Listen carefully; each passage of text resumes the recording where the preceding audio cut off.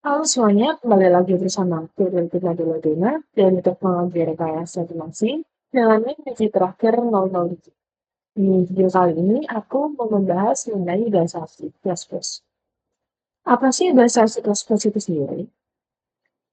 Bahasa C++ ini mempunyai performa yang tinggi karena mendukung kontrol memori tingkat rendah. Lalu terdapat fitur OOP seperti object inheritance, polymorphism, abstraction, dan encapsulation, serta portabilitas tinggi sehingga dapat dijalankan di berbagai platform. Dan kemampuannya membuat aplikasi skala besar seperti game engine, sistem operasi, sistem embedded, dan aplikasi real time. Nah, di sini terdapat perbedaan antara Python dan C++. Python ini kan high level, mudah dibaca, dan eksekusinya lebih lambat. Sedangkan C++ itu performanya tinggi, lebih kompleks, dan cocok untuk sistem besar. Python itu sendiri tidak perlu kompilasi manual. Sedangkan C++ ini memungkinkan kontrol memori dan performa yang lebih besar. Konsep ini dari C++ itu ialah ada OOP, Object Oriented Programming. Terdapat memori manajemen, terus generic programming dengan template, dan STL, vektor map, algoritma, dan lain sebagainya. Apa sih OOP itu sendiri? OOP itu ialah paradigma pemrograman berbasis objek. Objek berisi data, atribut, dan fungsi metode. Tujuannya membuat kode lebih terstruktur, modular, dan mudah dikelola. OOP ini digunakan luas pada C++, Java, Python, dan lain sebagainya. Terdapat 4 pilar OOP ya teman-teman. Ada encapsulation, menyembunyikan data agar aman. Ada inheritance, kelas dapat mewarisi sifat kelas lain. Ada polymorphism, yaitu satu fungsi dapat memiliki banyak bentuk. Serta abstraction, menyederhanakan sistem kode. Dan di sini cara menulis kode yang rapi itu seperti independensi yang konsisten, nama variabel jelas dan bermakna, komentar seperlunya dan tidak berlebihan, lalu bagi fungsi menjadi bagian kecil, dan mengikuti standar seperti Google C++ Style Guide. Jadi, um, seperti itu ya teman-teman untuk uh, kurang lebihnya inti dari video ini. Dan kita langsung mencobanya. Oke? Jadi teman-teman, di sini aku akan mengetikkan Tinkercad. Lalu di sini kita buka Tinkercad itu sendiri, dan ini merupakan tampilan dari web Tinkercad. Lalu di sini aku sudah membuat rangkaian menggunakan Arduino Uno, breadboard, resistor, lampu LED, push button, serta beberapa kabel jumper. Di sini dapat dilihat bahwa sumber VCC-nya menggunakan 5 volt terhubung dengan positif, dan untuk ground-nya ini negatif. Dan di sini terdapat pin 6 dan pin 4 yang menghubungkan lampu LED dan komponen lainnya. Seperti teman-teman lihat di sini terdapat baris kode yang sudah saya buat, di mana kode ini menggunakan bahasa C++. Dan di sini terdapat 2 fungsi yang berupa setup dan loop. Jadi di sini aku jelaskan kodenya terlebih dahulu ya teman-teman. Nah, di sini kan terdapat baris kode pin mode 4 output. Itu merupakan informasi pada rangkaian bahwa pin 4 Arduino itu terhubung pada kutub LED itu melalui resistor untuk pembatas arus, yang dimana artinya pin 4 itu sendiri digunakan untuk mengontrol lampu LED.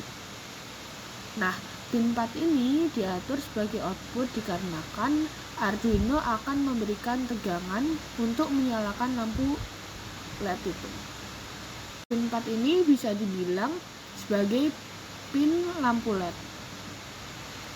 Nah, selanjutnya terdapat baris pin mode 6 input, di mana kaki rangkaian itu terdapat tombol atau push button yang terhubung ke pin 6. Nah, saat tombol ditekan atau push button ditekan, otomatis pin 6 ini mendapatkan logika high sebesar 5 volt.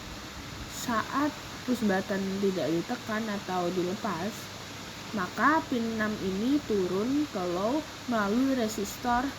Nah, maka dapat disimpulkan bahwa pin 6 ini adalah sebagai input push button.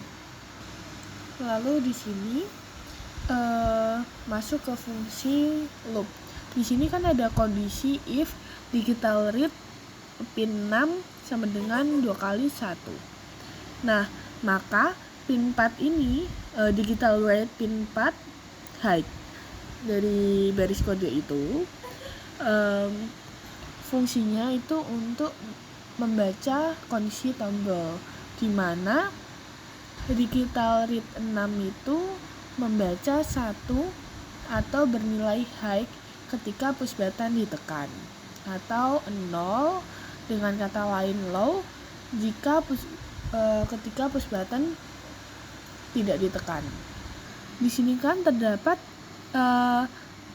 digital read 4 high else digital read 4 low, di mana ketika kondisi pin 4 high, maka pin 4 akan diberikan tegangan sebesar 5 volt, maka lampu LED akan menyala.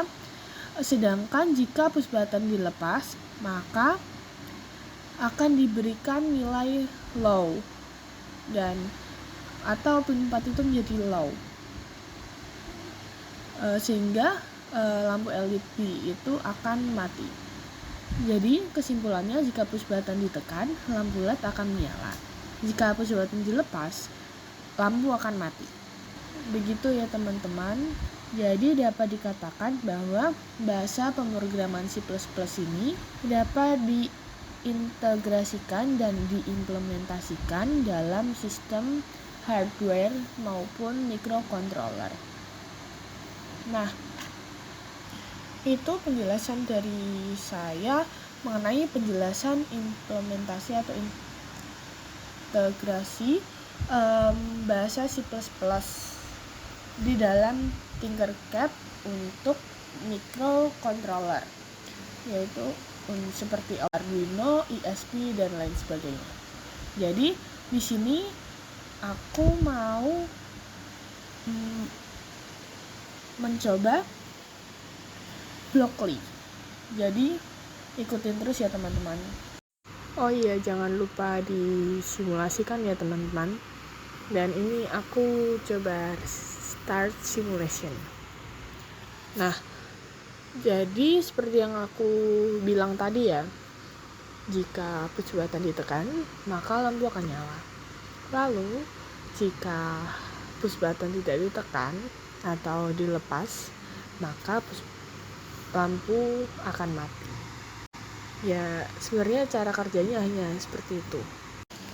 Nah, jadi di sini aku nge-search Blockly Developer, yang dimana Blockly ini sendiri merupakan library yang bersifat open source dari Google itu sendiri untuk membuat antarmuka atau visual programming yang berbasis blok.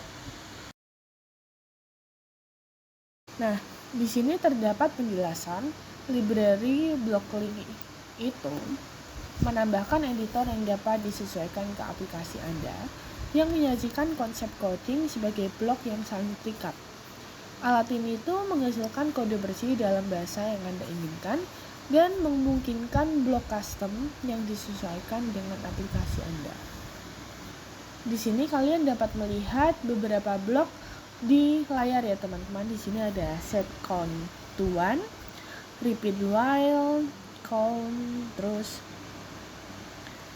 kurang dari sama dengan 3, lalu do print hello world, set count to, dan count +1. Nah, di sini terdapat keterangan bahwa terdapat blok logika, loops, math, text, list, variable, function, dan lain sebagainya. Di sini juga terdapat codingannya ya teman-teman. Dan terdapat beberapa pilihan bahasa seperti JavaScript, Python, PHP, Lua, dan Dart. Di sini contoh bawaan dari Blockly itu sendiri merupakan JavaScript. Yang sudah aku baca ya teman-teman, di sini terdapat variabel bernama count yang akan di-set menjadi nilai 1. Kemudian masuk ke loop while dan akan mengulangi loop itu atau mengulangi perulangan itu ketika nilai count itu lebih kecil atau sama dengan 3. Dimana ketika variabel count lebih kecil sama dengan 3, maka program akan mengeksekusi atau mencetak hello world. Di sini kemudian ada fungsi eksplorasi di mana variabel count itu di-set atau nilainya diubah menjadi count +1. Nah, di sini aku coba lihat yang bahasa Python ya teman-teman. Nah, untuk Python itu sendiri tertulis seperti ini ya teman-teman. Bisa dilihat di layar.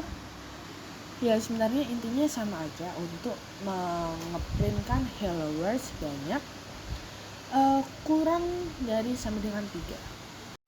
Nah, di sini kita coba bandingkan sintaksi JavaScript dengan Python. Sebenarnya sama ya teman-teman. Di sini akan menampilkan teks hello world. Di sini kan terdapat variabel count sama dengan 1, maka masuk ke loop while. Ketika count itu kurang dari 3, maka akan mencetak hello world. Lalu count ini di-set lagi menjadi count +1.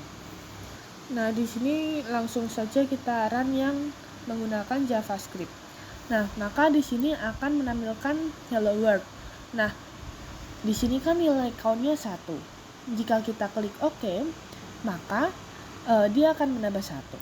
Nah, maka ini akan muncul nilai 2. Lalu kita coba klik OK lagi. Maka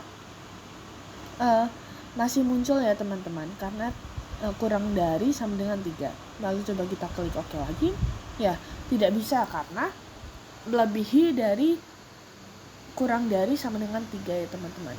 Jadi seperti itu ya teman-teman. Dan dapat disimpulkan bahwa Blockly ini sendiri adalah library open source dari Google yang mirip Scratch ya teman-teman.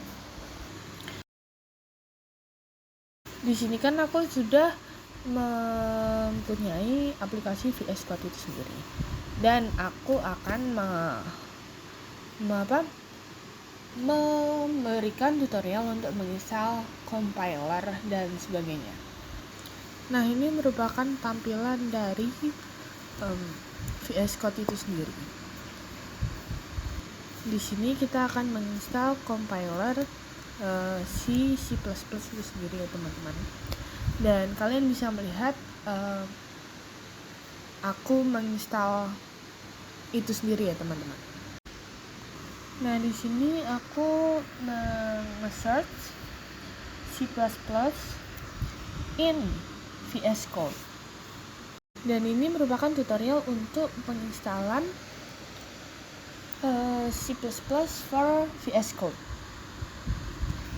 Di sini bisa kalian ikuti ya step-step yang ada.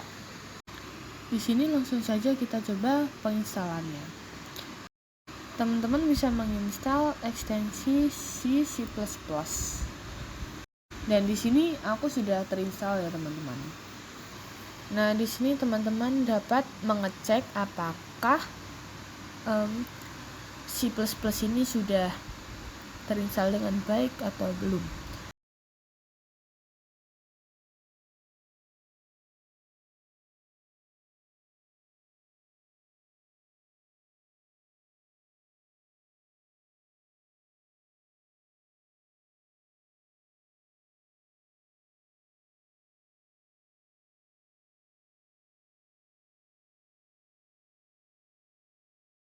Nah, teman-teman bisa mengecek itu lewat command prompt.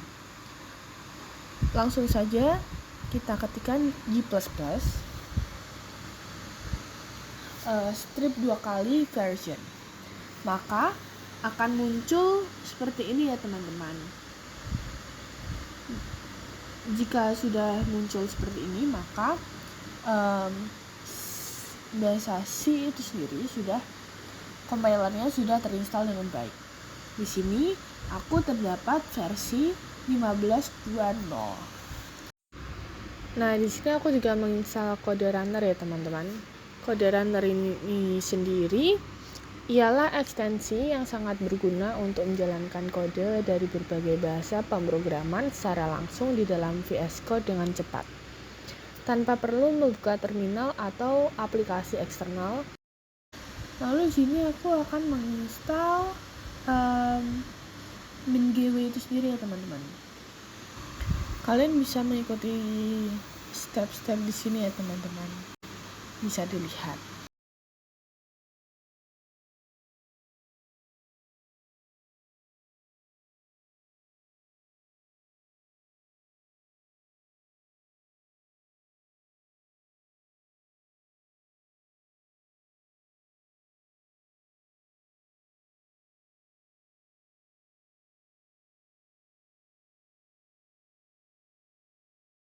Nah, di sini kita buka file exe-nya, lalu kita next lagi. Di sini aku error dikarenakan sudah terdapat aplikasi MS IS-nya di laptopku. Jadi langsung kita buka aja. Jadi kan tampilan MSIS-nya kan seperti ini teman-teman. Di sini aku ketikkan pacman strip s strip needed base strip default mingw seperti yang ada di stepnya tadi.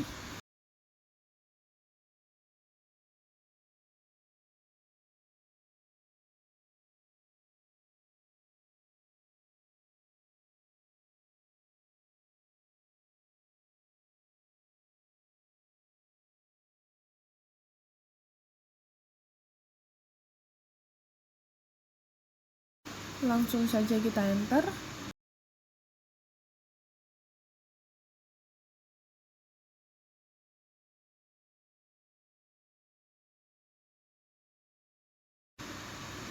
Nah, maka akan muncul seperti ini ya teman-teman.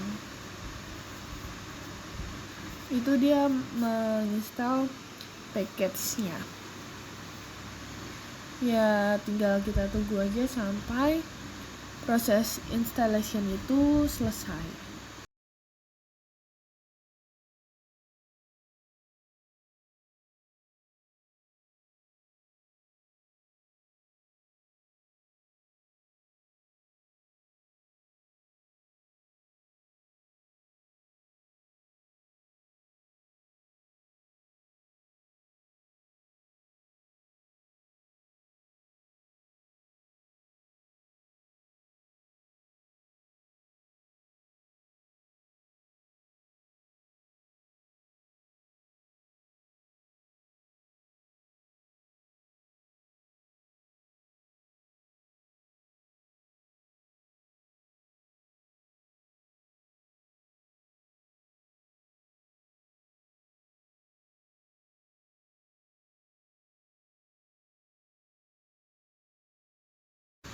Nah, jadi instalasi package-nya sudah selesai ya teman-teman.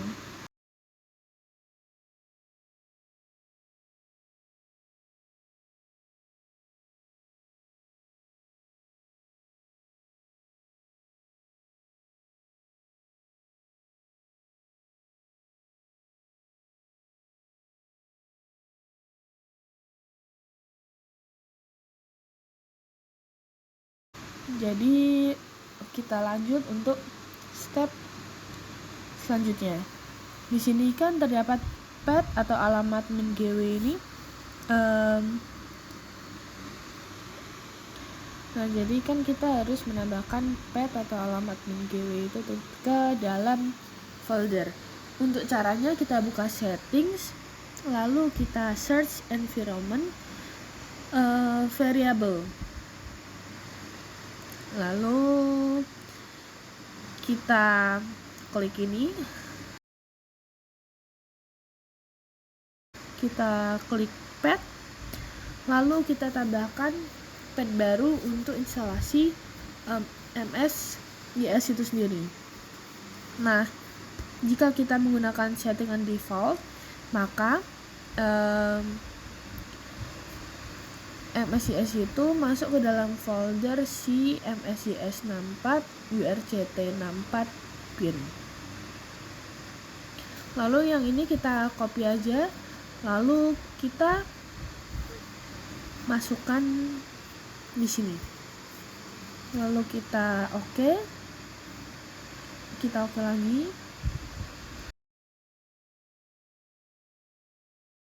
Oke. Harusnya proses instalasi untuk C++ ini sudah berhasil. Dan cara ngeceknya, kita menggunakan command g++ strip 2 kali version, gcc strip 2 kali version, atau gdb strip 2 kali version.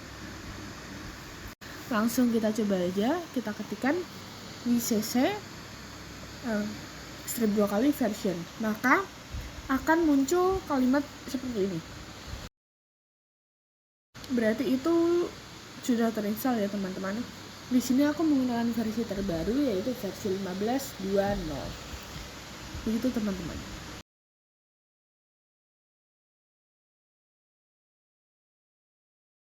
Jika kalian mau mengecek menggunakan G++ strip 2 kali version, itu juga munculnya sama ya teman-teman. Begitu juga dengan gdb strip 2 kali version.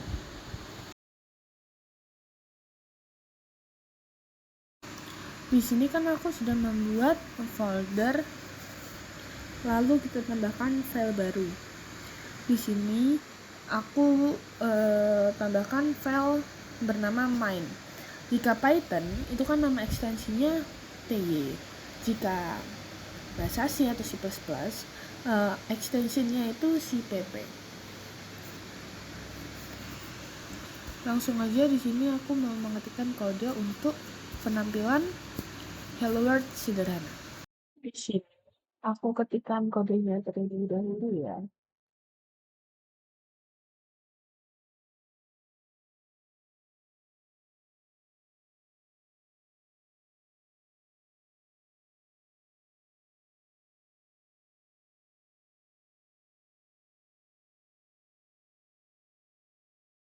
Nah, seperti ini ya teman-teman.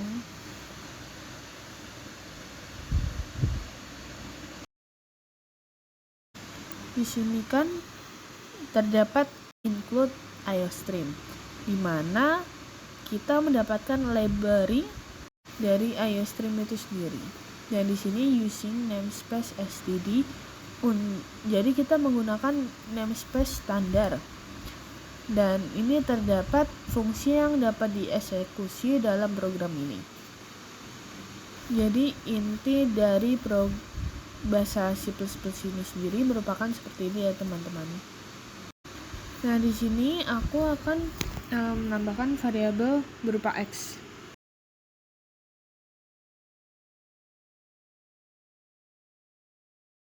Nah, di sini berbeda dengan Python ya teman-teman. Jika kita membuat variabel, itu dalam Python itu nggak perlu spesifikasi tipe datanya. Jadi langsung saja X sama dengan bla bla bla. Nah, di C++ jika kita membuat variabel, kita harus menunjukkan rincian tipe datanya itu tipe data apa. Nah, di sini saya menggunakan tipe data integer. Nah, di sini tentu saja ada tampilan cout hello world. Di sini kita ketikkan cout kurang dari inputkan angka.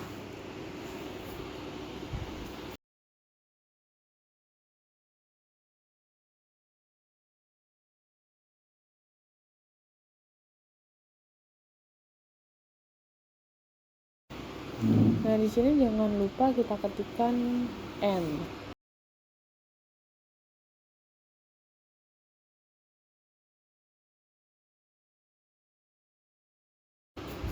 Lalu di sini ada cin.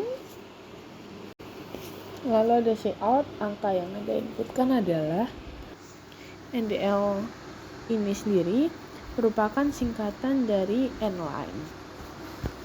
Nline ini membuat satu enter atau membuat barisan baru. Selain itu, kita juga dapat menggunakan /n. Nah, di dalam bahasa C atau C++, kita harus mengetikkan titik koma di setiap akhiran baris kode. Nah, cara untuk membedakan cout dan cin, cout itu seperti mengeluarkan atau memprint, itu menggunakan simbol kurang dari. Maka cin ini merupakan inputan seperti variabel menggunakan simbol lebih dari.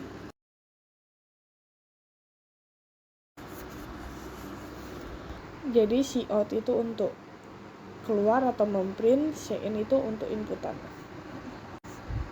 Jadi ini merupakan contoh sederhana bahasa pemrograman C++. Jadi sekian video dari aku ya teman-teman. Jangan bosan untuk menonton videoku. Maaf bila ada salah kata dan sampai jumpa. Dadah.